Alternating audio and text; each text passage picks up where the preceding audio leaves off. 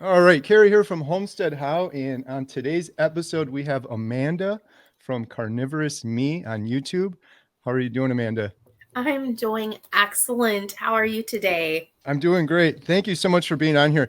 So, for anyone that's watching my channel that isn't familiar with Amanda, I'd strongly suggest checking out her channel. I added this little thing here. So, you're Carnivorous Me 1 on YouTube. My daughters and I have been watching you for a while, and yeah, I don't just recommend people and say, "Hey, go watch this channel," unless I'm legitimately watching it myself. And we've been watching you for a while and following your journey, and really, you're really inspirational. It's really been amazing. There's a lot of new folks on my channel. Just to give you, I guess, some quick background. The whole purpose of this video is going to be about you, but just to give you some quick background on me, I've been doing carnivore. I'm almost on day 100 now. And my daughter Emma was a vegan for several years. She quit and started being a carnivore with me, and she's approaching day 50 now. And it's been completely life changing for both of us. And so for people already know my story. I was hoping maybe you could just give us a little synopsis, a brief overview of your journey on carnivore and how you got here. Yeah, by the way, I do think it's pretty amazing that your daughter is doing this with you, by the way, because there are a lot of family members that'll be like, you can do your thing, but don't. So I think that's amazing to have, probably in good support too, right? It makes it so much easier. Yeah, it was very difficult before, but yeah, and she's starting to learn how to cook, and it's so much nicer when you're making meals and you're making it for a couple people. Because before it was just myself. I'm off in the corner outside grilling myself a steak, and the rest of the family's doing their own thing. But yeah, it's been very nice. Honey, she's okay. The dogs, Scott just let them up and they're a little crazy. They've been downstairs, but Yeah, I was just gonna say real quick, no problem on the dogs. I think you and I have several things in common. I think that's one of the reasons I like your channel. I love dogs too. My wife and I, we have two dogs of our own, and we run a small dog kennel on our homestead. oh, do And you? yeah, I'm Yeah, also a huge she's. fan of. Oh, there they are. Awesome. Oh, he looks kind of like mine. So I have a black lab and a brown lab, and See, I the love thing that black labs. yeah, me too. The thing that we're so blessed with is the dog kennel. We get different dogs in there all the time, and our dogs get to play with them, and then my wife and I get to play with them. So it's been pretty awesome. But I love dogs like you do. I know you're a big fan of Dr. Jordan Peterson, which I am also.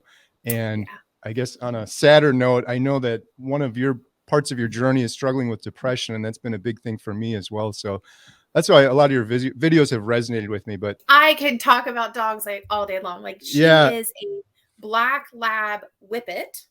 She's very unique. She has the like slenderness of the whippet, but the head and a little bit more body of the lab.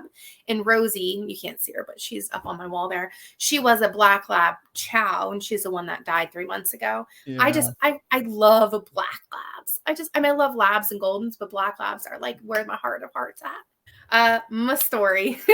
yeah. What started it? Let's see. Let's go back to the beginning. I had a lot of childhood trauma, and I mean, doesn't everybody, but I had some kind of severe stuff, and I learned to cope with it by eating. I watched my mom be a size 4, and she'd eat a pound of chocolate at a time. Like I learned my coping mechanism. If you eat, you don't have to feel your emotions. And so I was like an average kid. I didn't start gaining weight until I was, I think, around 11, 12. And I was overweight as a teenager. Like I did so many diets my entire life. It's crazy. And, I was probably only 50 pounds overweight, which is a lot still for a teenager, but I wasn't morbidly obese. Then life happened and all that baggage came with me. In my 20s, gained more weight, and then just, I never dealt with anything that happened to me, and I learned to eat my feelings, the depression. I mean, I've been on antidepressants since I was 12, like on and off, but spent probably a good 15 years of my life on different antidepressants and Mm. things like that. Um, then I got married in my mid 20s, and just I was depressed. I wasn't dealing with myself, and I just slowly gained more and more and more weight till 2023. I was 32, 360 pounds, and I was having to use a rollator walker to get around outside the house because my back hurt so bad. I was so short of breath and in just such a bad health situation. When I started, like let's say at 32 to 360, I had over 16 comorbidities. I was a type 2 diabetic. I had fatty liver. I had sky high triglycerides. From the time I was 18, I had a lot of pain and joint pain, and I have 3 autoimmune. I have scleroderma, fibromyalgia, and rheumatoid arthritis on top of all of this. I was very sick. I was very depressed, and I was probably honestly months away from, I don't want to say necessarily, I don't know if I would have taken my life, but from my body just giving out, I was so sick. I mean, I was just very sick at a very young age. So that's where I started. Wow. I could hardly walk a few houses. I was struggling to wipe my own butt. Basic hygiene was difficult. You know, like when you're that big, just doing basic tasks. We live in a 3-story house, and there are some days I would go the entire day on one floor because I would ask my poor husband to go get everything for me. And my husband's he's not obese. He's, almost said 6'11". He's like 5'10", 5'11". He's been slender his entire life. And what started the change of my journey? I was in June of last year, I ended up in the emergency room in the most excruciating pain of my entire life. And I thought I was dying. I legitimately thought I was dying. And I'd spent my, at least the past 10 years wishing I would die. And I was wailing in pain. And it just kind of struck me in that moment. I looked over at my husband and I realized, dear God, we had been married 7 years at that time. This man has done everything. He's become my caregiver. And now I could just see the worry on his face. And I'm like, I did this to him. I did this to myself. All the little decisions that I made to put the food in my mouth, to choose 2 seconds of not dealing with my emotions over my future, over my husband's future, it was like a huge, just like smack in the face that I needed, that I had been choosing to be selfish. That doesn't mean I'm a bad person. It just means I was choosing to put myself first in the moment, that like Amanda in that moment, before anything else, before my future Amanda, before anything, before my dogs. I chose me. And that's what started my journey. Could I ask why were you in the hospital in the pain? Kidney stone. Oh, And see, like, that's the fourth thing we have in common. So I've had 2 kidney stones, have and you? oh my goodness, it's something kind of, I don't know if this is a good analogy, but you mentioned the depression too, and I've had just horrible depression. And for someone that hasn't experienced depression before, they just don't understand it. I think the same thing is true with a kidney stone, like that level of agony and pain. I've heard Yeah. people say, I've heard women say that it's worse than childbirth. And I've had multiple surgeries and issues over the year, and I wake up at night sometimes worrying about having another kidney stone. It was so painful. The emergency room physician told me, because I'm like, it's just a kidney stone. Once they did like the ultrasound, like they did CT, they did all this stuff because they were trying to figure it out. And he's like, yeah, he's like, most women say that, because he was a male doctor. He said most women say that it was more painful than giving birth. I'm like, I would believe it, because I'm like, give me those drugs. I don't care what you got. Give me those drugs, because I almost passed out. The pain was so bad. And I've never experienced that kind of pain in my life. Kidney stones are no joke, man. They are No joke. no joke. I'm not exaggerating. I don't know. I've done a couple of carnivore interviews now. I did one with Dante from Frigno Freedom. Sometimes I get a little emotional, but I'm turning into a big baby now. But when I had my kidney stone, I don't know what medicine they gave me, but they gave me some medicine and a Mhm. tear came down the side of my face. I was of relief. I was so much pain. I was just like, thank you so much for whatever you just gave me. So you went through all of this, and then you started realizing it's funny because I was just watching your earlier video and you kind of mentioned a similar theme about we're kind of are where we are in life due to all of the little decisions we've made. Yep. And so you were making decisions before that put you where you're at. So what decision did you make to switch? Because that's the hardest part. I'm finding out talking to so many people. I did my 30-day carnivore update video 50 days ago, and it seemed to really resonate with people. And I've been getting so many comments And it seems like the prevailing theme is this is just nuts. Carnivore's insane. How would I ever get started? How am I going to eat meat? And I thought the same thing too. Now it's like it's completely different. It's just because It's second carnivores are nature. normal to me now. Yeah. Yeah, So how it's did become you second start? nature. What decision did you make to get started on carnivore? And The big, well, there was two. One, I decided I wasn't going to be selfish anymore because I didn't like that Amanda that I saw in the mirror when I looked at her and I realized that was just a selfish person staring back.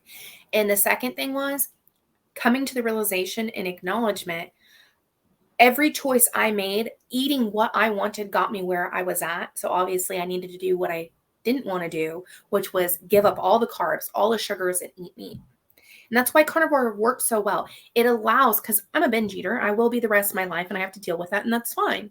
It allows you to get rid of all of those things that, well, for me, triggered me to want to eat more. But it gives me the sustenance and nutrients I need to live without the burden of having to moderate. Because and here's the thing, and I don't know if you feel the same way or not, but I'm not a moderator. mm-hmm, Like I'm just not. I've never experienced what the ability is to moderate food. I binge eat it because a lot mm-hmm. of people are like, "Oh, you just have to moderate." No, if you're a binge eater, you don't moderate. So being able to completely abstain is key with me. That's my biggest pet peeve right now. I've had several people say that to me. Even now, I've been doing carnivore. I'm 80 pounds lighter than I was at my heaviest. I've lost over 40 on carnivore, but it's all the other non-weight things that have been amazing for me. But just real quick, I was going to say when we had some family get-togethers, my daughter graduated. I think I had 3 people say that to me, like, you can't just eat meat, just eat in moderation. That just drives me nuts hearing that, because for me, it sounds like the same thing for you. If I have one little granule of sugar, I am going to go nuts, and I'm going to be binging, and I'm going to say, well, this is it. I'll start the diet tomorrow, and I'm just going to eat birthday Yeah. cake and everything I can possibly shove in my face. But it really, frankly, pisses me off because the moderation thing, I look at it sugar like it's a drug. That's how I've come to it now. There's like studies too, like when you look at someone that's on sugar or cocaine, it lights up the brain in the same way. And Okay. I think sugar's worse. And for me, it's like after 42 years of binging and being addicted to sugar, I was finally able to quit it. You would never say to someone that after 42 years of being on heroin and quit heroin, oh, just go have some in moderation. You'll be fine. You just on Saturday have a little bit of heroin. You'll be good. I think why it's worse than heroin is because it's so prevalent. It is in Yes. everything. If it's Mm-hmm. been processed, it has sugar in it. Period. Mm-hmm. The end. And I think that's the difference between heroin and sugar. Like heroin, you really have to go seek it out. It's not like it's in our food and just in Yes. daily life, you have to go find it.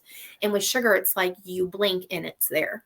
And it's normalized. The fact, I Yeah. think in like 20, 30 years, we're going to look back and be like, so the kid would go to grandma's house and grandma would give him this little drug. It's sugar, but here's your reward. And then trick or treating, their kids are just going out hunting for drugs, basically. Yeah, you're Yeah. right. I always Yep. use the movie analogies. It's like that movie, Everything, Everywhere, All at Once. That's sugar. Everywhere you look, it's in everything, and it's unavoidable. Yeah. And on Mhm. top, that's why it's so amazing that you're able to do this carnivore thing and overcome it. Because, yeah, if you were overcoming heroin, you got to seek that out. But you have to overcome sugar and eating in a world where everybody's doing it and it's normal for everyone else, and they think you're the crazy one. Yeah. And a lot of times people are like, they're like, you're vilifying carbs and stuff. And it's like, maybe 100 years ago, having the carbs like the breads and stuff that haven't been genetically modified and changed and then the sugar added, it was fine then. People were hardly overweight then, right? But sugar was a rare, rare thing that they consumed, not like it is today. Plus, they were very active. Most people farming these kinds of things, and now it's sitting in front of a computer doing nothing. All Right. this plays into it, but sugar was a rare, rare treat. Yeah, even people give me that fruit example too, and it's like an orange nowadays is literally like a piece of candy compared to Mm. 100 years ago or 50 years ago. It's not even recognizable, but Yeah. wow. They've So, modified it to be sweeter. right. Yep. Mhm. Just like everything else, it's all got to be sweeter. So, Yes. how did you come across carnivore diet and like, this is what I'm going to try? My brother, so I have 3 siblings. There's 4 of us. Uh, I have been like the most overweight. My oldest sister is obese as well, but my middle sister and my brother, I'm the youngest. He has struggled with binging his entire life, even though he's never been more than 20 or 30 pounds overweight. And he had someone introduce it to him. And I think Sean Baker was like the first doctor. He's like, this dude's friggin' crazy. And my brother convinced me to eat white boiled potatoes for a few months to lose weight. So it didn't really take too much convincing. He told me about it. He'd been doing it for a year. And I'm like, okay, you seem like you're doing a lot better. Your binging's better. All right, let me look into this. And so I found Michaela Peterson. Mm. And her story resonated with me the most because she has juvenile RA.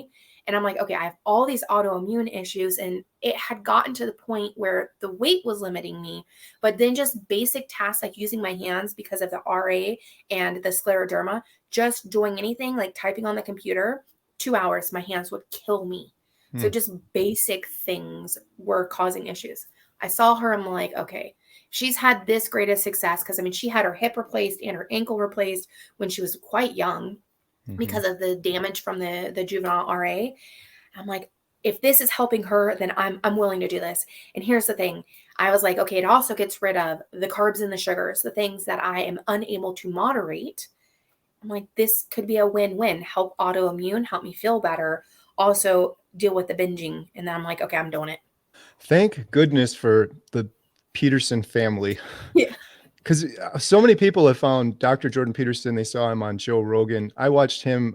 I saw another YouTuber, Dante from Frigno Freedom. That's what got me onto carnivore. But then after that, I was like, still not convinced. I'm like, this is nuts, just eating meat. And then I saw Dr. Jordan Peterson, and I saw Michaela as well. So she had a huge impact on you, and she's had a huge impact on my family as well, because my daughter, Lily, she just graduated. She's 18, but she had open heart surgery when she was 13.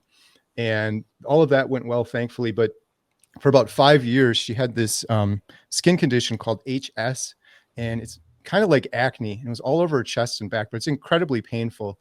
And we've taken her to every doctor and dermatologist in Wisconsin. They've tried creams and pills and everything Is that for the hydro?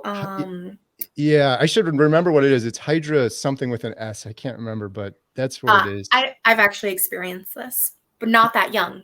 I wasn't that Right. young when it was happening. Were you able to overcome it with carnivore or before carnivore? No, it was very, very, very bad. I mean, it would get to the point where, because I remember going to the doctor and they're like, oh, that's a boil. And I'm like, but this doesn't make any sense. And it's, oh God, it's hydro, something, something, something, superla, something. Carnivore has resolved 90% for me. I think my last 10% now is just getting the last 100 pounds off. I did see a dermatologist about it, and she said there is a genetic component that goes with this, but it's 90% better with carnivore. That's awesome. Yeah. So for Lily, she went to these dermatologists, and it was just like you. It was frustrating. It's a boil. We don't know what it is. It's unexplainable. We can't figure it out. Try this cream, try this shot. The shot got her really sick. The last dermatologist said, we've tried everything. I don't know. We can give her this injection, but it's going to completely shut down her immune system. I'm like, you guys are crazy. Like, you're the fifth person we've talked to. No one's been able to help her. And the poor kid was coming to us crying. She's like, I'm just going to kill myself. This is years and years of pain, and nobody's helping me. I can't do anything. It was so, I just felt so helpless for my daughter. Like, what do I do? But so I saw Michaela Peterson's testimony just like you did. And she was a young girl, and my daughter's was similar age to when Michaela had all of her issues and her hip replacement, I think. So anyways, I'm like, I want to start carnivore for myself because I have a million issues of my own, but then maybe it'll help my daughter, Lily. And around day 8 of carnivore, or day 10, I think it was, I told Lily, I was like, I'm not telling you to eat meat only, but I really think something you're eating is causing that HS. Why don't you give it a try? And she tried it. And within 8 days on carnivore, almost half of her back was cleared up. And she went on to do carnivore with me for 30 days. It's almost completely gone. That's and amazing. Now, the thing that's so annoying, though, I'm so thankful. I should just be thankful and leave it at that. But not one of those dermatologists suggested maybe it's just your diet or something you're eating. You're like nearing a year, or did you hit a year yet? Yeah, in a week, I will be a year. Oh, wow. Congratulations. That's amazing. How does that feel? That's got to be. It is. I'm actually looking forward to doing my year video. And the reason is like I just look back and I did a video for today, and I did paddleboarding yesterday, and I had this like kind of epiphany happen. It's like, Would I have liked to have been further along? Sure. But where I'm sitting today is completely different than where I was a year ago. I mean, I literally, when I tell people this is not an exaggeration. I had to have my husband put my walker in the car for me to be able to go places. Like, I couldn't go more than, I don't know, a couple hundred feet before I would have to sit down. The back pain was so bad. Like, I told my mom one time, I'm like, my back pain's so bad. I was like, I don't care if there was a grandma sitting on a chair. I would shove her off just to sit on it. Like, that Right. was just how severe the pain was. The foot pain, the back pain, the shortness of breath. Walking from my house to the mailbox down the street, we're talking 8, 10 houses. I would be short of breath like I ran a 5K, sweating, like profusely Right. sweating. And then yesterday I was like sitting there and I'm like, okay, now I paddleboarded for 80 minutes straight. And I'm just like, what a friggin' difference. I still have that walker sitting in the garage and I look at it periodically. I'm like, how far I've come in a year. Just how far. It's Wow. amazing. You got to pull the walker out and just put it right in front of you. That I think something is happening to you that I really worry about for me is things become normal. And so you've been doing this for a year now and it's just becoming normal. But imagine if 13 months ago you had a little time machine, you could look in the future a year from now when you started and see yourself on the paddleboard and everything you're doing and your YouTube channel. You're talking to Dr. Barry and Dr. Ovadia on your channel and all the accomplishments.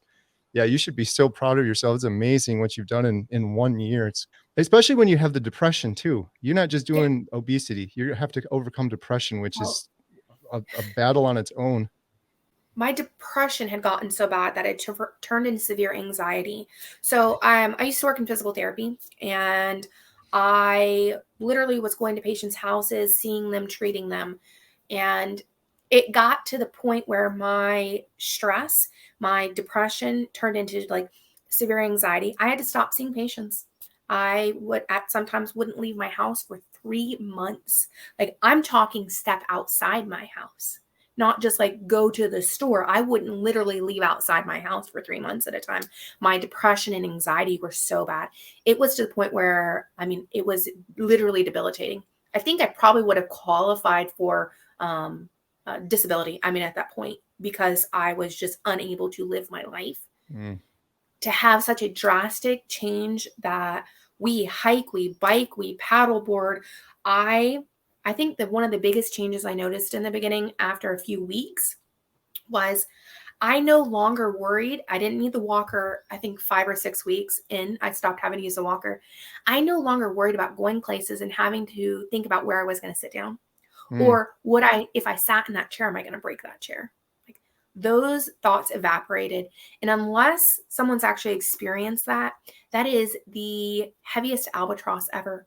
Worrying that you can't go somewhere because you don't have somewhere to sit down.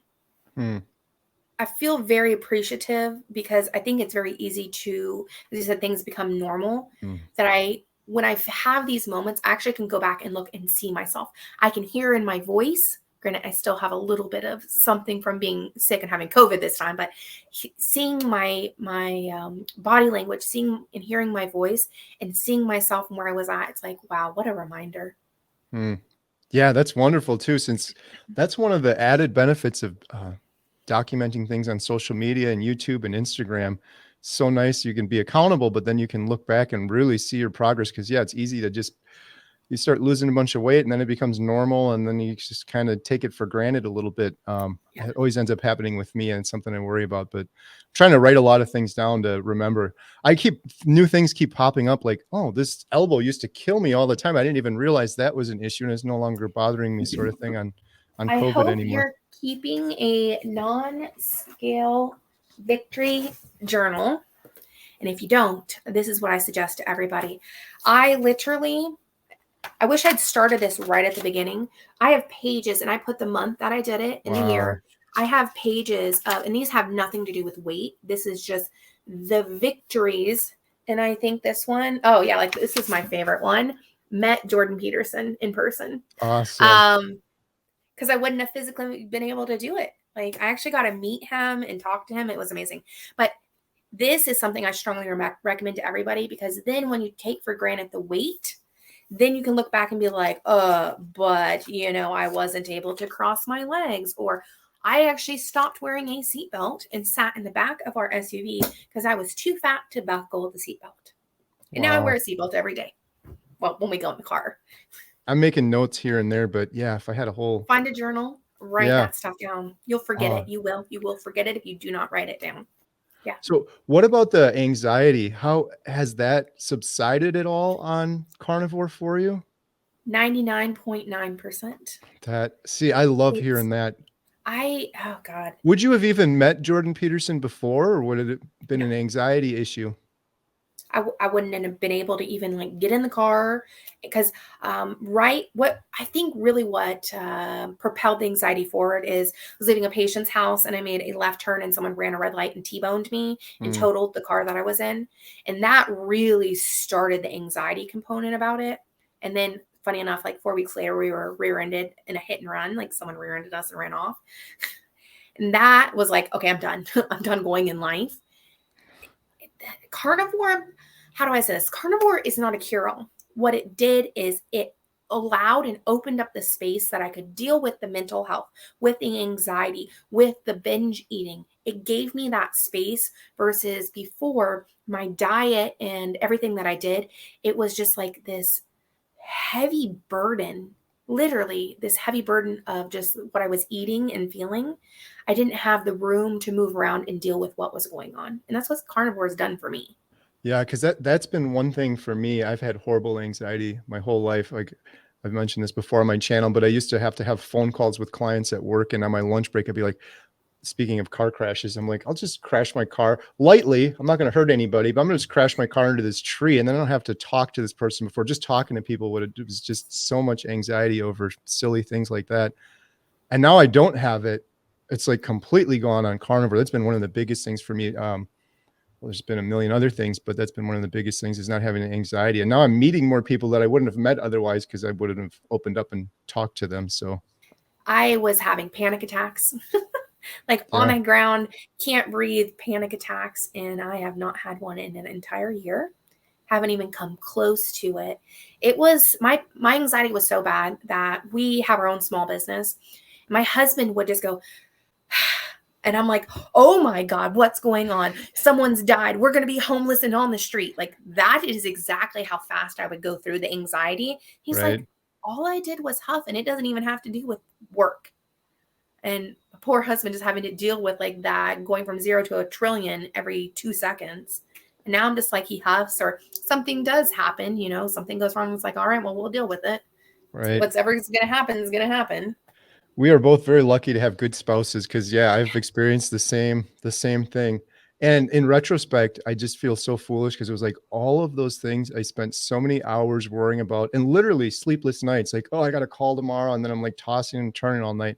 None of it ever came to fruition or where it was some horrible thing, like you just said, like, oh, we're gonna lose everything. It's the end of the world. It's never even come close to happening.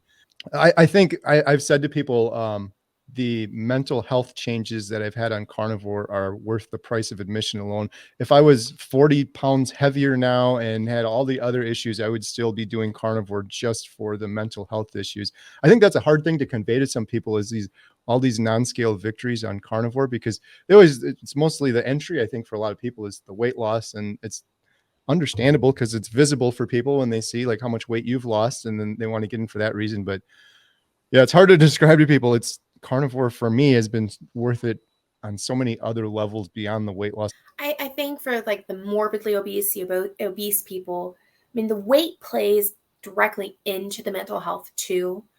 When you are literally not able to do things in life because Mm, soft tissue approximation, fat touches fat, you can't like move those kinds of things. And I think a lot of people who are really overweight, because how do I say this? I've never only ever been like 30 or 40 pounds overweight in my adult life, right? right. And it was the physical limitations of the choices I'd made turned into like a physicality of being so overweight. But people do, I agree. People make it a lot about the weight, but that's just like the icing on the cake. The cake is the most important part, right? Like Right. the mental health, the attitude change, the fact that my depression was so bad that the only thing that ever stopped me from committing suicide is I had this patient when I lived in Minneapolis. I had this patient in the hospital that I worked at in downtown, and she tried to commit suicide. She used a shotgun and shot herself in the chest, and she used pellets. She obviously did not succeed at it. And I'm just like, the damage that she did to herself, her organs, the burden that she was going to be on her family for the rest of her life. I was like, that thought, thinking of that person, that patient, that is the only thing that ever stopped me from committing suicide, because it's like, if I don't do it fully, then I'm going to be even more of a burden on my family. And I think I, at one point, had just decided slow suicide by food. Slower, but it would get the job done eventually. Right. Wow.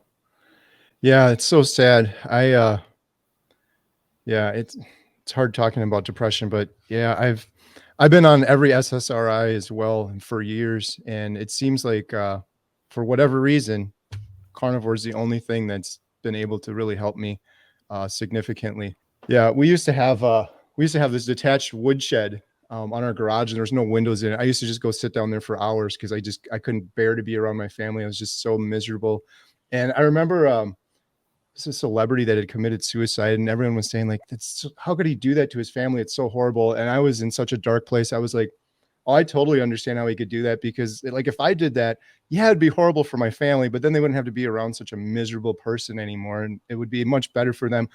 What doesn't kill you makes you stronger, so it's not going to kill them. They'll end up being stronger in the long run." Like I was actually justifying these things, and now that I'm saying, I'm like, can't even imagine. It's such a deep, dark place that unfortunately a lot of people can't understand. I always encourage people to be more sympathetic around depression, because I've had people say it to me. I don't know if you have to you too, but a lot of people don't understand it, and they're like, "Well, just go on a walk, go get some exercise or something. You'll feel better. You just need some fresh air." And it's like you can't even function or get out of bed when you're in that level of depression.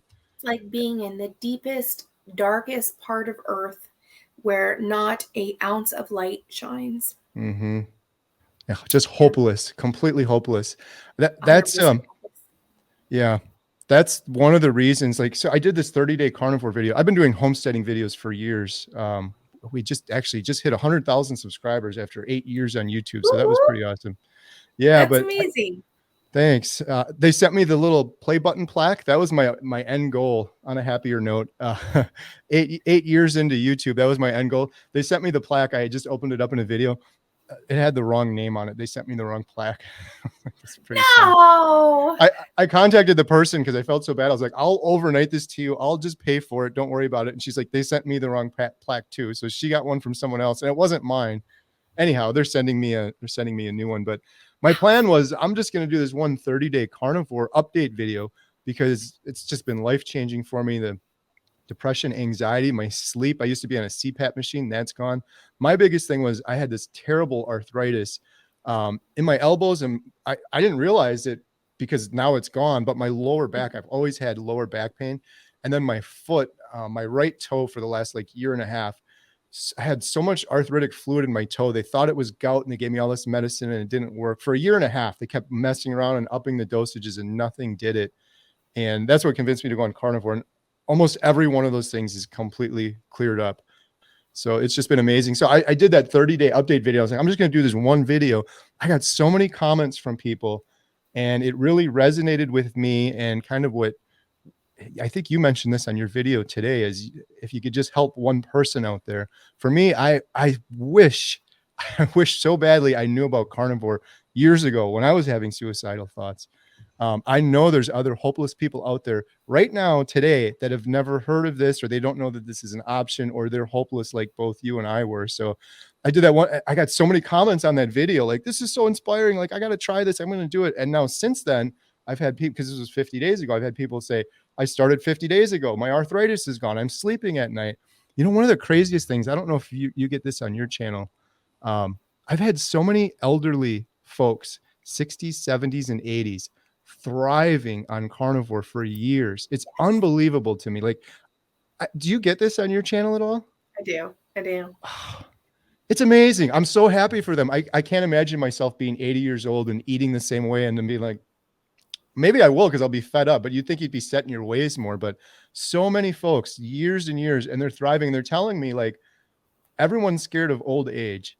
You don't have to be as scared. You're still going to get old and you're still going to slow down. But the majority of people suffering from old age and mobility issues and things like that is nutrition. That's what these people are telling me. I can't speak for them, but they're like, I'm still slowing down. I still have those aches and pains, but I'm going to the gym and I'm running circles around my counterparts and I'm eating carnivore and they're eating just regular food and they're inflamed and they have arthritis and all sorts of issues. So My first few years out of school, I worked in skilled nursing facilities for, doing physical therapy. And it is a sad, sad place to be. The type of food they feed them, the quality, like the mental, the Alzheimer's, the dementia, the just lack of mobility in these places. It is a terrible place. So every time I see someone, like, I don't care if they're 50, 60, whatever, they're telling me this, I'm like, thank God. Because I know everybody's like, oh, nursing homes are bad. Nah, if you've worked in them, you have seen the true terribleness that is being in them.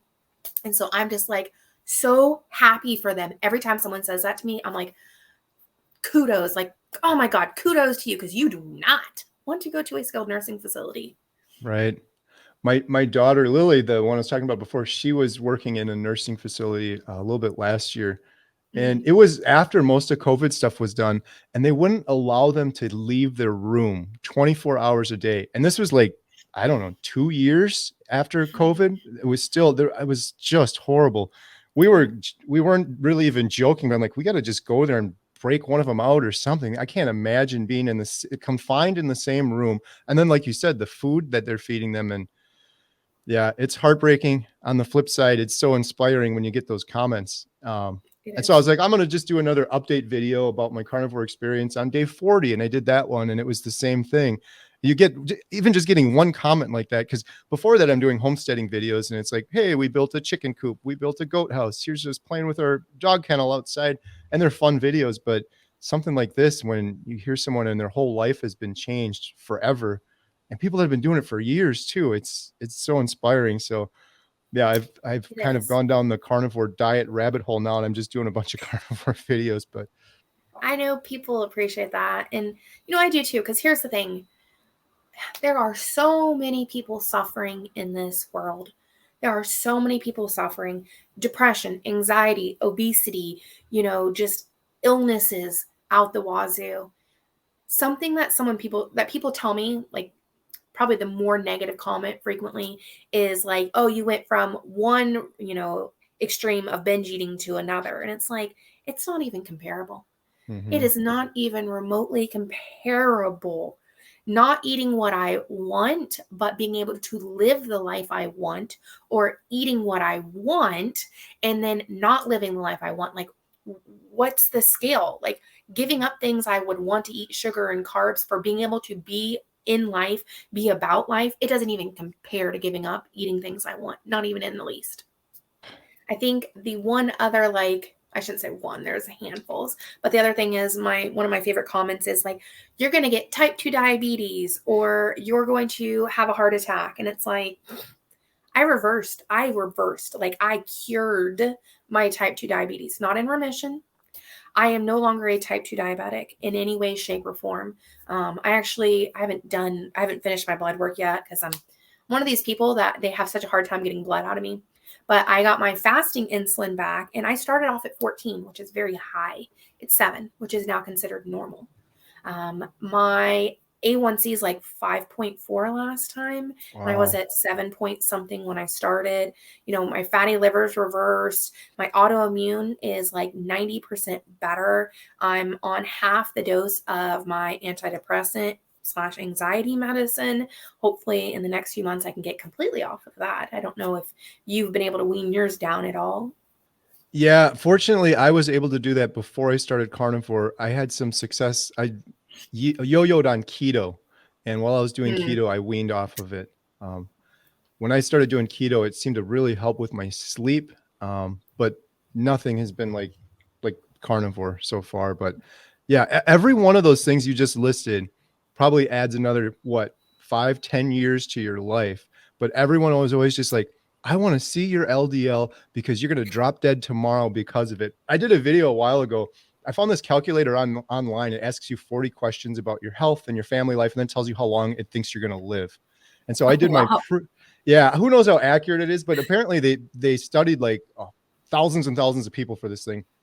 I did it my pre-carnivore numbers with the heavier weight and all of the stuff in there, and it said I would live to be like 76. I was like, well, that's not bad. I don't know, 42 right now. I'd like to live a little bit longer than that. But then I did my post-carnivore numbers. But I haven't done my cholesterol or blood tests yet. So when I did my post-carnivore numbers, I put all the worst numbers in for LDL. There was a question, do you eat meat and how many times a day? I put 7 in. I was totally honest. I put all of that in there. And when I got to the end of it, it said I would live to be 94, even with the horrible LDL and eating meat 7 days a week, because I lost all the weight. I'm sleeping better. There's like so many other things. All those things you just listed, nobody gives any credence to those. I know you had Dr. Ovadia on your Mhm. channel. That was awesome. You've had some great guests. I Yeah. recently heard him say, and he'll say it so much better than I will. I'm probably going to misquote him somehow, but he was saying that if you have bad LDL numbers, you're like, I think it was 1.6 times more likely to have heart disease. If you have poor metabolic health, you're 6 times more likely to have heart disease. 6x, 6 times. And nobody Yes. pays attention to that. And all those things you just listed, you've fixed, you're cured, you're losing the weight and all these other things. Nobody gives any credit to that. I've had a couple people say that to me. A good friend of our family, and I forgive them because they mean well and they're kind of brainwashed, but they're just like, that's great. You lost all the weight. You feel better. You're sleeping. Your depression's gone. Your anxiety's gone. The arthritis is gone.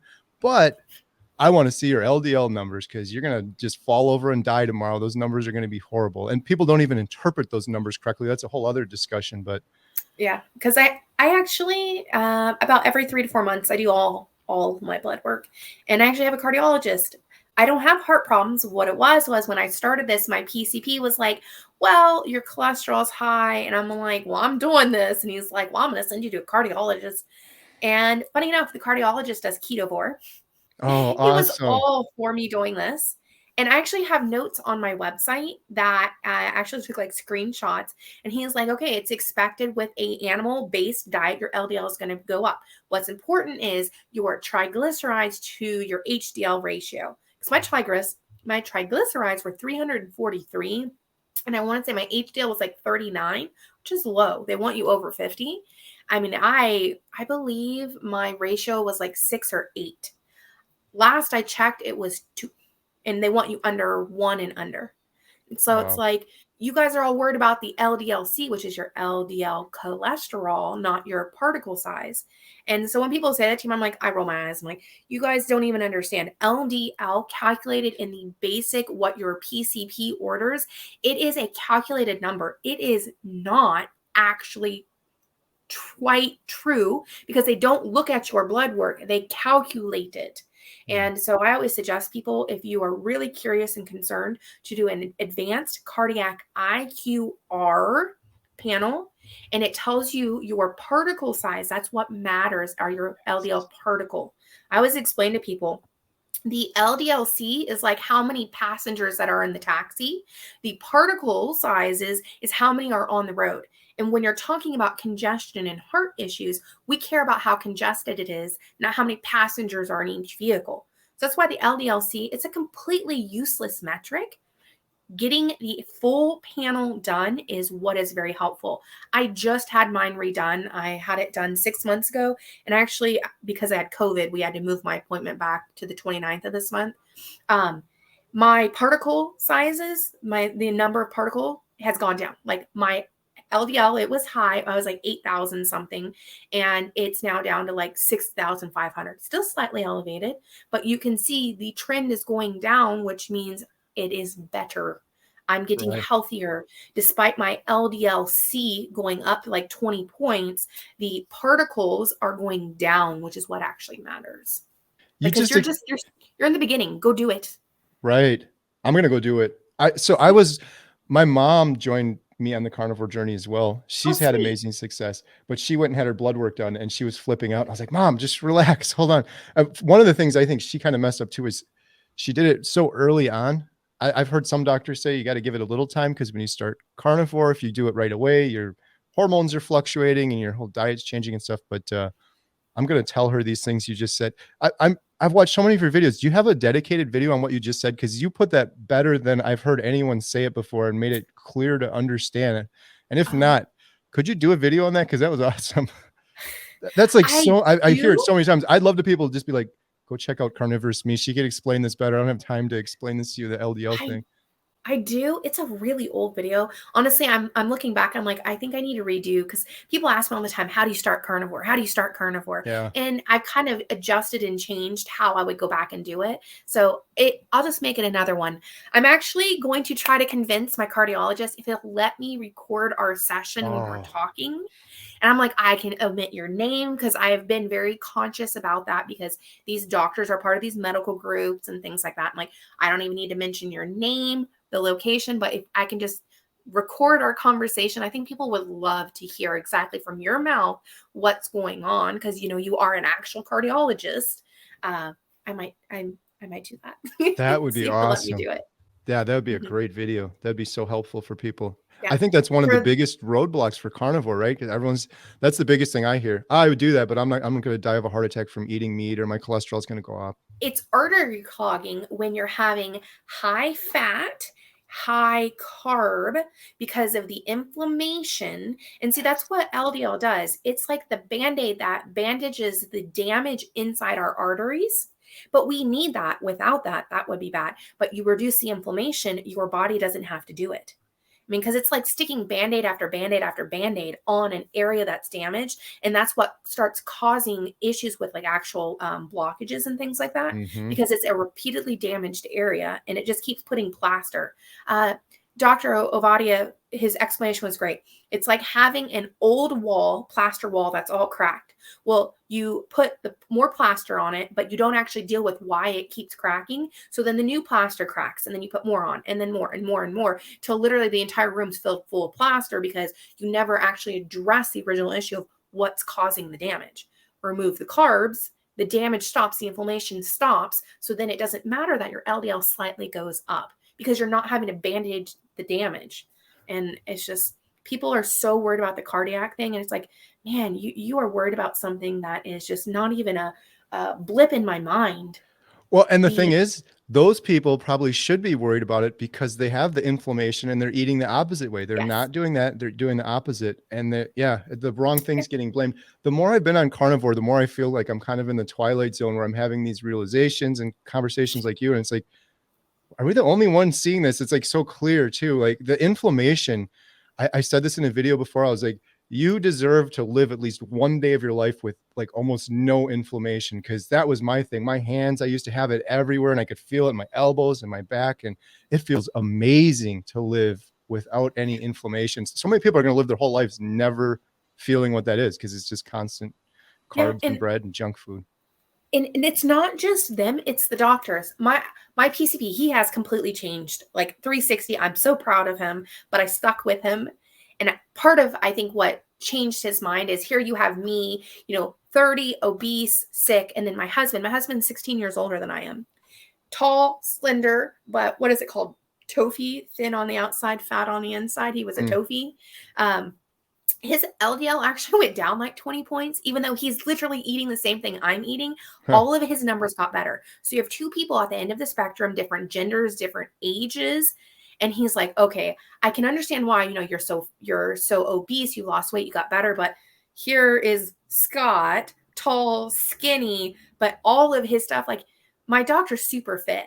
And I remember him looking at Scott and he's like, your numbers are better than mine. I'm like, mm-hmm. And Scott's skinny. He doesn't work out or anything like that. But when I first saw him and brought this up, he's like a cardiologist, but also he's like, you need to be on a statin. I'm like, what? And I'm like, what is the risk? Like, what is a percentage increase risk? And he actually went to the computer because the computer said I needed to be on a statin. The program was like, no, she needs to be on one. And he actually looked up and found a calculator to calculate my risk. He had to lie and say I was 40, not 32 at the time. And he had to fudge the numbers a little bit. And the increased risk was only like 2%, 2%. And they're like, be on a statin. And he looked at me, he's like, okay, maybe not a statin. I'm like, The risk, like 2%, and that was when I was still technically a diabetic. Okay. The risk was 2% versus all the side effects that go along with a statin. Mhm. Statins are non-selective. They get rid of the good and the bad cholesterol. Yeah. So I just was like, And I you hear think that that story over and over again. Myself too. I fell for it. This was a couple years ago. They put me on the statins too. And what did it do for me?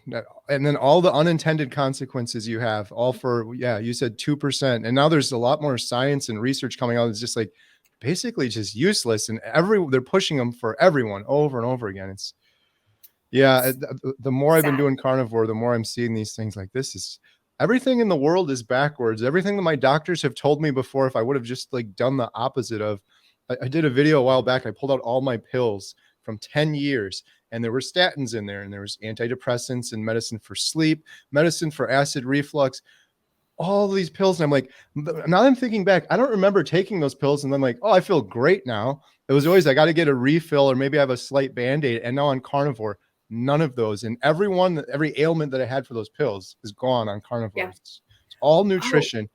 this was, I think, the biggest for my physician. Scott has had low testosterone his entire life. He was bilateral crypt orchid, and it happened like in utero, and it's where the testes don't drop. But the problem is if you don't get surgery soon enough when you're a baby, the body cavity doesn't grow fast enough to let them expand, and it can cause damage. Anyways, so he's had low testosterone his entire life. Okay. He is just like the standard. I think when he went into the Navy, he was 130 pounds and he's like 5'10", 5'11". He's tall, right? He did carnivore with me and he's done spot on eating everything that I've eaten. And we are wanting to have kids, hopefully starting next year as I lose weight and get healthier. And I'm like, oh man, are we going to have to put you on testosterone? You're like your testosterone, which affects sperm count and stuff like that. So we went to the doctor, went to the PCP, and we're like, okay, we need to get a baseline for this. He checked his testosterone. Originally, it was 243, something like that, which is quite low. And that was when he was in his 40s. Went this time, 650. And What? he literally changed nothing other than what he was eating. Nothing.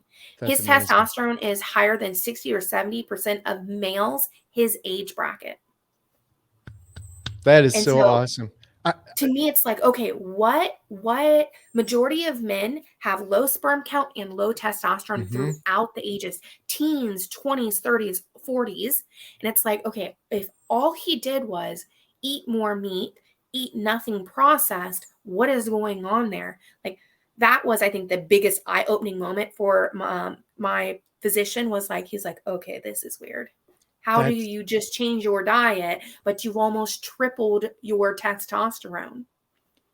That is amazing. Yeah. So I was talking to Sean from Intentional Carnivore, and he said something like this. And I did a video a while ago. I was like, I think there's a huge deficiency in people eating fatty meat and cholesterol because it's been demonized so long. And I think Dr. Kiltz did a video like when you have the proper amount of cholesterol, your hormones balance back out. It affects your testosterone, it affects your sleep, it affects everything. I've had so many comments on my channel where they're like, you would get the same results if you just ate vegetables. And in the beginning, I'm like, well, Yes. maybe they're right. Maybe I eliminated it. And I'm like, no, that's so stupid. And I think the biggest benefit I'm getting personally is the same as Scott. I'm having more of those things that have been demonized my whole life that I used to avoid because I was eating salads and fruit all the time. And now my hormones are balanced out too. I think the same thing for my daughter Lily that had the HS, because like a lot of teenagers will get acne and they'll say, well, that's your hormones, or they'll get their irregular periods and things like that. That's your hormones. And you keep hearing that too. I know, like with my daughters, since I got 4 girls, like girls keep, I came across this article in the paper where it was like girls are hitting puberty and getting their periods at just crazy young ages now, but we don't know why. And I'm like, I think I know why. It's probably because they're not eating any of that stuff, the proper human diet that we should be eating. And so everything's out of whack. So yeah, I that's think, that's really cool that you get to see it with your doctor and yeah. your doctor's like, huh, okay, rethink this. It's actually really interesting because when I started, he was all like, the one thing that I take that like Dr. Barry and stuff says you don't need to, but I agree to do it with my physician. I'm going to do it is I take a high quality multivitamin. To me, it's like, okay, it's insurance. If I don't need it, you pee it out and you're fine. So, whatever, it fills in any gaps and that's fine. And people can take or leave it, but that's what I agreed to do. And I'm going to be my word. Now last time I saw him, he's like, what would you suggest approaching specifically females that are overweight? Like, how do I have this conversation to talk to them about this? And I'm like, and I told mom, you don't have to suggest carnivore. I know that's really far on the spectrum, but at least keto, something low carb that at least gets you that direction. And then I think once people hit keto, a lot of times they fall into carnivore because it's like, it's the next step to feel better. Yep. And, as far as like the periods and stuff, I have PCOS, polycystic ovarian syndrome. And actually, when I was 18, I had to have my left ovary removed. I had the most abnormal cycles. I had adult acne. I'd go 3 months without having a cycle. Now it's like spot on to the day. It's actually very annoying, but it's spot on to the day. My hormones are regulated. And I think I haven't seen like a gynecologist, but I honestly think they could probably drop the polycystic from like as a diagnosis for me in no issues. My hormones are so regulated. I also think it's the lack of fatty meat and things like that. But I think a big part of it too is the chemicals we consume. If you look at foods from like Britain to the US, even like I was reading on Twitter, it was ketchup. The ingredient difference, and it was both Heinz ketchup. The ingredient difference was crazy. The amount of chemicals that's in American ketchup versus ketchup from Europe is night and day. I think these have a lot of they cause a lot of issues with hormones, and they're giving us chemicals that they don't truly understand the detriment it does to our body. I mean, right. Yeah, you can't pronounce half the things on there. And then it's like if you take a medication with another medication, they always look into that. Well, you have this weird ingredient ketchup and then 20 other weird ingredients, and then maybe the ingredient by itself, but then interacting with all those things. And why do we need all that garbage anyways? Companies want to sell hyper palatable foods to make more money. Mm-hmm. Just what it comes down to. They're profiting at the expense of lives. Yeah, cut costs. Why use the real thing when you can make it fake for half the price? It's very sad because it tends to be the lower economic status people are the ones that are eating these foods. I read somewhere like food stamps, 40% of Coca-Cola's, like all their brands, their money, their income comes, 40% of their overall income comes from food stamps. Wow. I was like, wow, that's a lot of money. Yeah. That is a lot of money, and the government is giving people this, and then that's what they're eating. I watched a video of, it's becoming this huge thing of obese women, I guess men too, doing mukbang, like, showing what they eat as a fat person, not feeling shameful of being fat. Right. And she like calculated up the price, and it's like $22 a day she was spending eating all the fat food, like I shouldn't say fat food, but like the standard American diet, sick foods. It's like I eat most of the time 1 ribeye a day. Eating healthy, good quality meat, $13 or less a day is what I can eat on. Yep. That's the other comment I get all the time. I could never afford to eat like you do. Exactly what you said is what I eat. A ribeye, $13, maybe $15. Sometimes I'll go a little higher, but I say to those people, I'm like, you are really not being honest with yourself, because before this, breakfast, lunch, dinner, after breakfast, I'm starving. 2 hours later, granola bar, snack, Starbucks, out to eat, coffee, beer, snacks at home. I do none of that now. Soda, energy drinks, coffee, like add all that up and tell me you're not more than $13. I'm probably spending half of what I was before, and eating 10 times better. How much food did you used to throw away? Oh, yes.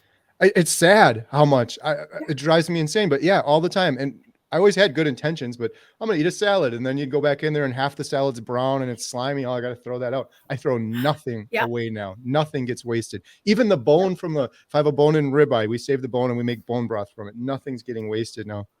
It's so much less time than people don't.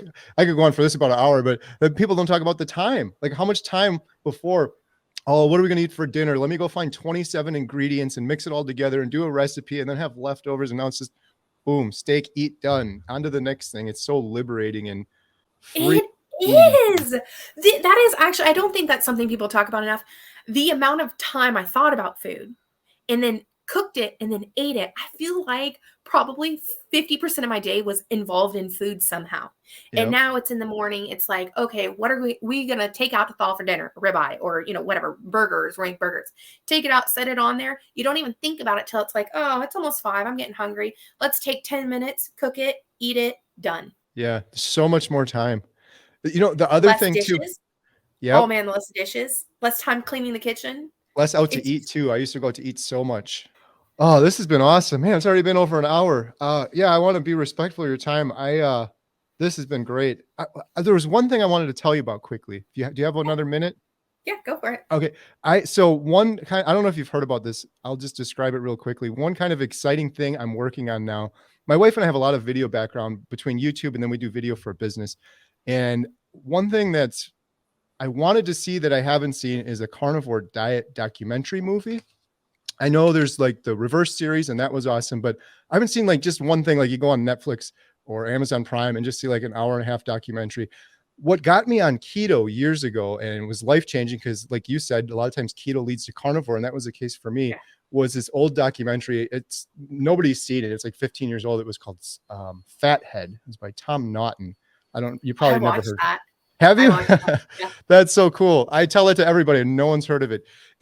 I wouldn't recommend like everyone go out and watch it for keto because it's I don't know, it's 20 years old probably at this point, but 20 years ago or 15 years ago when I watched it, it was like I had never heard of keto or anything.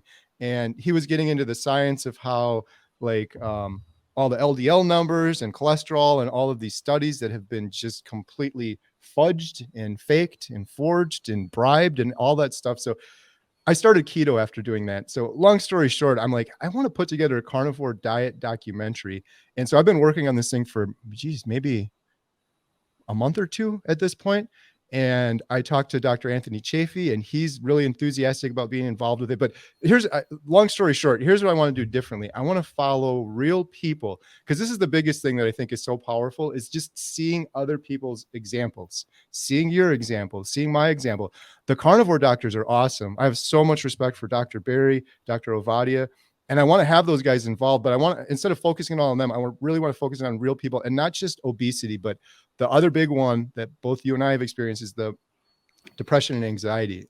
That's a huge one. So I want to follow people that are starting carnivore diet for a year, obesity, depression, anxiety, diabetes. The other big one I want to do, we touched on earlier, is aging, just aging in general, because I've talked to so many folks about aging.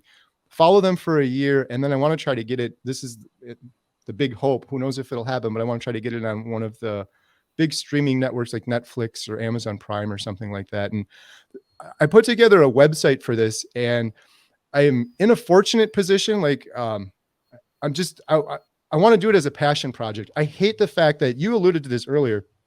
I think we're in the position we're in the world right now because of profits. People are profiting at the expense of people's health, and people are literally dying. Like, this is one thing that's really irritating. The more I get deeper in carnivore and think about it, like my uncle that passed away when he was in his 40s, he did that for somebody to profit. Basically, he was addicted to sugar and carbs and junk food, and he was getting the wrong message. So I'm trying to keep money out of it. So like on my YouTube channel, anytime I get a super chat, or my daughter Emma and I call her the compassionate carnivore because she was the vegan. She won't eat anything unless she knows exactly where it came from. So she made up this t-shirt. So every penny we get from the t-shirt goes to the Carnivore Diet documentary, super chats, everything is going. And we set up a GoFundMe, and every penny from that's going towards it too. So anyways, I just wanted to mention it to you. I don't want to put you on the spot or anything, but if you were interested in participating in any way, even if it's just like, hey, here's kind of a rough draft, here's what we're thinking, and you wanted to contribute, or if you wanted to share some of your story. I would 100% be into that. Oh, And I would, um, will you email me all the links and stuff for that? Because you know who I think would actually be appreciative of that is Jordan Peterson. oh, I was just talking. So I have this person, his name's Adam. He's like, I'll come sweep the floors. I'll volunteer my time. This is just like a shoestring thing, but we're raising some money and I want to do a proper job. But I was just saying to Adam, I was like, do you know what would be amazing in an ideal, perfect world is if we could get Dr. Jordan Peterson in this thing?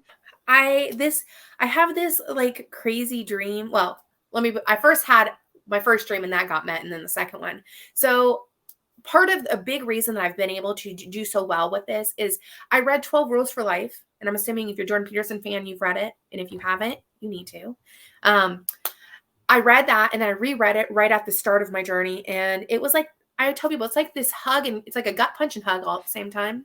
Mm-hmm. It made me realize, like, I got myself where I got. And there was other lessons in there and stuff. And so in February, it was February, my wonderful husband got us tickets to go see one of his shows. I've never been to one of his shows, and he actually got me backstage passes. And so I was so excited, and we go in there, and then like everybody leaves but the backstage pass people, and there's like 150 people. I'm like, how am I going to even talk to this man? There's so many people to meet, and it's like 10:30 at night, right? So the guy gets up there, and he's like, it's just a meet and greet. You literally shake, take a picture, move on, you know. And I'm like, oh, I'm so disappointed. I have to be honest. I was like so disappointed. Mm. So we're waiting in line, and I almost wanted to leave. I was so disappointed, and I'm glad I didn't. We're waiting in line, and then I walk up to him, and he looks at me, and he's like, I said, I don't know if you know who I am. I was like, but you follow me on Twitter. And he's like, I do know who you are. And he's like, how? Like, he stopped the entire line to talk to me. Oh my And he's like, goodness. how are you doing? How are things going? Like, how's the weight loss going? How are you feeling mentally? And so like, we're literally there just having this conversation, chatting about Wow. it. And I was just ecstatic. Like, he actually knew who I was. And then, Michaela actually messaged me on Twitter. And then I messaged him. I messaged Jordan Peterson directly. And I was like, listen, this is probably going to go into the ether, but I have this question. And he actually responded back to me.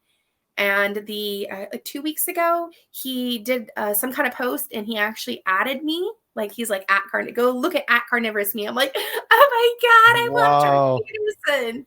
Anyways, with this documentary, I think he would be an excellent, him and Michaela. I think they would be excellent because Michaela is the one that kind of really created the lion diet. Right. And, there's people that have been doing carnivore for even longer than that. But I think it would be excellent perspective. Plus, it gives a little bit more weight to it, too, that people like Netflix or Amazon or something. Because I think being able to share this with other people, people literally, a lot of people think I'm crazy, but it's like, if you've been a binge eater, depressed, anxious, this kind of stuff, if you're willing to take the risk for a drug, why not be willing to take the risk for changing what you're eating to get better results without the side effects? Right. Imagine what happens Sharing if you don't. Imagine 5 years down the road if you don't. You just keep on that road. Yeah. That is so, So I'm so happy for you that you got that. That would be, see, my wife and I run our little small town movie theater, and everyone's always so obsessed with the movie stars and everything. If I'm assuming this is probably your case, if you could have met anyone in the world, it wouldn't be like Tom Cruise or something. It would be Dr. Jordan Peterson. It'd be the same thing for me. That man's that was changed so many lives. a huge dream of mine, is like to meet him and thank him in person. Right. Like, be able to say thank you, because you changed my life. And I know a lot of people say that to them, and it's not diminishing that in any way, but it's like, you changed my life, and through me, I'm able to change other people's lives. Like, this is not just about me. Your words, your just everything has helped me impact the world in a good way, because I come from a very unique perspective in the sense that morbidly obese, young, and extremely ill, and being able to change that. My second crazy dream, and I'm going to make this happen, I don't know how, Yes. is to go on Joe Rogan. I gotta go right now. I'm no joke. No joke. That was what I was just gonna tell you. So my friend Adam, I said, if we could get Dr. Jordan Peterson on here, and then I said, I could show you the email. I literally just emailed him an hour ago. I said, this would be a 1 in a billion chance, but hey, you got to ask or nothing. If we could get this on Joe Rogan and talk to him, because Joe Rogan's done Carnivore Diet. Dr. Yes. Jordan Peterson was on there. Dr. Baker was on there. Joe Rogan thrived on Carnivore Diet. I know he's totally interested in it. And if he knew how many people's lives are changing from it, oh man, if you could get on there, that would be amazing. That's like You got you got the Jordan Peterson in. You just got to elbow him a little bit. It's like It's a my tough ask. goal. Because something that I found I always tell people, I come at this from a binge eating, morbidly obese perspective, because that's the perspective I have, right? I've never been a moderator. I've never just been like a Tofi. I've never been that way. So many people that overweight, it's like, they just don't think they can do it. Seeing someone else do it that has struggled through what they struggle, sometimes they just need one person to believe in them. That is all they need to get Right. started. And it's like, I will be that one person, because if I can do it, I'm not anybody special. If I can do it, so can you. It is Mm, hard, it is difficult, but man, I'm not some magical, mystical, I have crappy willpower to this day. And it's like, I just, that's what I want to get out there. It's being, my biggest problem with today's society is there's two spectrums. There is, you are worthless if you're fat, and there is, no matter how fat you are, you're healthy. And it's like, most people are actually in the center. They want to be healthy. Then you've got the fat shamers and then the super fat acceptors. And they're both screaming at each other like, you're terrible for being fat. And then the other people are like, I can be as fat as I want. I can be 400 pounds and I'm still healthy. You know, it's not, I might be diabetic and losing my limbs, but it's still fine. And there's the people like me in the center that I get shamed for losing weight because that makes me fat phobic. And then the other people that are like, despite the fact I've lost a little bit more than 120 pounds now, they're like, you're still fat and worthless. And it's like, there needs to be someone in the center that has the voice that says, you know what? You both are wrong. Our weight has nothing to do with our value as a human being. mm. And no, being 400 pounds is not healthy in any way, shape, or form. Even 250 pounds is not healthy. Our bodies and joints are not made for that. And that is what I am, is that person in the middle. Right. Sorry, that was a little soapboxy. No, that gosh, I would love to see you on Joe Rogan. That would imagine how many lives would change. That's the thing that with Joe Rogan, similar to Jordan Peterson, is Mhm. whether he intended to or not, his podcast has been a vehicle for changing so many lives because he had Dr. Yeah. Jordan Peterson on there. Everybody, almost everyone I know that's done carnivore is like, yeah, I saw that Dr. Jordan Peterson video. And even in the video, Dr. Jordan Peterson was like, I'm not a nutritionist. I'm not telling you to do this, but here's like 50 things that have improved my life's way better because of it. But there's been a bunch of other people on Joe Rogan I've just casually watched over the years that have been big life-changing things. He had a sleep expert on there once, Matthew Walker. And the advice that guy gave, I was like, it really, I was struggling so bad with insomnia and sleep. It's way better on carnivore. I wish that guy would have just said go on carnivore, but a lot of the tactics and things that he suggested were really helpful for me. So yeah, Wow. send me all the stuff you've got. I would be more than happy to do what I can and be part of it. And That's so yeah, I thank you so much. I love hearing that. There's no pressure. We're still really early. I guess the last update on that is so I have a forum on the site. People can fill out if they want to participate. And I okay, think we're at like 150 people right now. So it's really cool. amazing. So I'm starting to watch the videos and everything. But yeah, having like possibly having your story in there. Cause here's the challenge is I'm trying to find people we can follow for a year. There's a lot of people that want to do that, but then who's willing to document their journey? And you've done an amazing job. You've already done that, documenting your journey for a year now. So that could be really powerful. And maybe if you have viewers or whatever in the different, like I said, I'm trying to find a different little space for each of them. Diabetes or someone with the aging. I've talked to Anita from Ketogenic Woman, and I was just chatting with her. She's interested in helping too. She's got so many elderly people. So yeah, anyways, I could talk forever. It's really exciting. It's going to be a longer process because I want to do the best possible job we can. And I keep telling people it's not my carnivore documentary movie. It's ours. It's been a group effort too. I've had so many people come in with like name ideas. That's the other thing, is trying to come up with a really good name.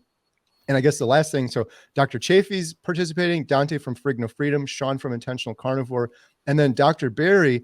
This was kind of like your Dr. Peterson moment, but for me, because after I learned about carnivore, I went down the Dr. Barry research hole for days and days. I've watched more videos and read more comments than I think Dr. Barry has of himself, of his own videos. So many things, like his type 2 diabetes, reversing type 2 diabetes video. Another tear came, big baby, another tear came down my eye reading that thing. I always tell people, if you need a smile, go watch that video and read the comments. It has 2 million views, 2,000 comments, and almost everyone is, Dr. Barry, you saved my life. You reversed my type 2 diabetes. One person said, in 10 years going to my doctor, I learned more in 10 minutes in your video, and it's completely changed my life. And it's just comment after comment. You saved my life, Dr. Barry. You saved my life. Man, just deserves so much more recognition. It's just amazing. Anyways, on my 30-day video, he commented, and it was kind of like your Jordan Peterson experience. It's like, I'd rather get a comment from him than Tom Hanks or like the most famous person in the world. But then he actually, somehow we connected on Instagram, and he said, let's do a live Q&A on your channel. I was just like, yes, I was so excited and so happy. This was before the low carb cruise. So I'm waiting to schedule something with him, but man, if we could have him involved in any capacity whatsoever, that'd be great. I'm kind of trying to have each section with a doctor, like Dr. Anthony Chafee in one section, maybe Dr. Barry in another or something, but it's still fluid and open. But I definitely think having someone like Dr. Ovadio or like a cardiologist would be excellent, because I tell you, that is like the number one concern with people is the cardiac aspect of it. right. Yeah, he has such a testament, being that he's not only saying do this, but he's done it himself. It's just amazing. Yes. Oh man, this has been a lot of fun. It's hour and a half almost went by already. This just flew by. So this has been great. Thank you so much. Is there anything else you want to say before we wrap up? Well, first, I guess I have your thing on the bottom. People can follow you, Carnivorous Me One. You're on Instagram. I got to get on that Twitter and get a hold of Dr. Jordan Peterson too. I'm not using Twitter yet, but you're on Twitter too. Is there anywhere else people can find you? Twitter, Instagram, YouTube, and then I just have my website, which is carnivorousme.com. I have just now, being at my year markers, I am now doing coaching for those people who are really struggling with it. I'm not a nutritionist in any way, shape, or form. Yes, I've been in the healthcare field for over 10 years, but it is all about for me, this is 95% of it is the mental component of doing carnivore, ketovore, however, whatever you want to do. So yeah, you can find me all those places.